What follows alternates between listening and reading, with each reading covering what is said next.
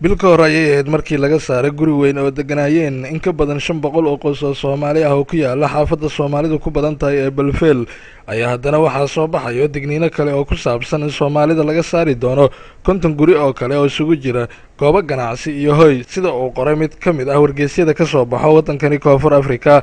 Arintani oo qoray wargeyskani ayaa waxaa walaac ka muujiyay qaybaha kala duwan ee bulshada Soomaaliyeed ee ku nool magaalada Cape Town.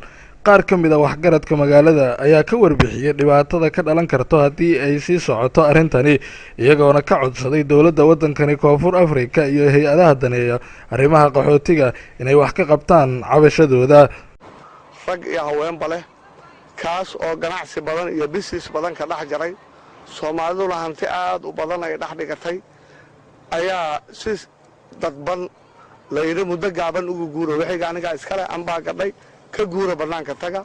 business dumin, dhaqaale dumin, burburin, wax siyaasad daahsoon oo nooc kala ayaa Soomaalidu loola yimid baryahan.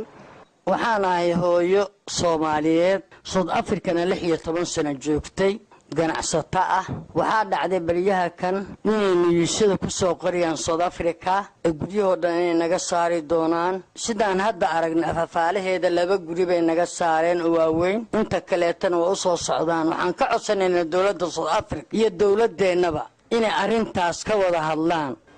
waxaan halkan u soo baxnay maanta oo dhammaan warbaahinta aan ugu wacnay ummadda Soomaaliyeed dhibaato ku dhacday, hore ugu dhacday, haddana haysata inay u gudbino dhammaan caalamka, u gudbino dowladda South Africa, u gudbino dhammaan hay-adaha ku shaqada leh. waxaa dhacday hadda koor in hotel deganaayeen Soomaalida South Africa laga barakacay, ayadoo taas anagu aad ugu xumayn haddaan nahay madaxda jaaliyadda Soomaaliyeed. ayaa haddana waxaa dhacday hotelkii ugu weynaay ay ku noolaayeen intaasoo qoys 2,000 oo qoys ugu yaraan, ayagana sidoo kale haddana looga sii barakacay. ummadina ay bannaanka daadsan tahay, ay bannaanka dhooban tahay, qaarkoodna layidhi waddankiisa ka laabta, waxa laydin haya male.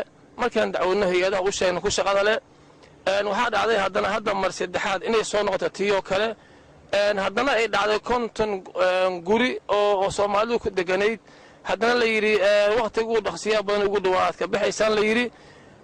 arrintaas ayaa arrin aad noola xumaatay ah, ka dhiidhinnay, ka soo horjeednaa, u sheegaynaa dowladda South Africa iyo hay-adaha ku shaqale. arrintani ayaa dhabarjab ku noqonayso ganacsiga Soomaalida ku nool wadankani Koonfur Afrika oo iminka uu muuqda mid horukac sameeyay, iyadoona Soomaalida markoodii hore ay ku ganacsi jireen goobaha tuulooyinka ah oo kala kulmi jiray dhac, dil iyo boob, iyadoona sanadihii dambe Soomaalidu ay ganacsiyo waaweyn ka sameeyeen magaalooyinka waaweyn ee wadankani Koonfur Afrika.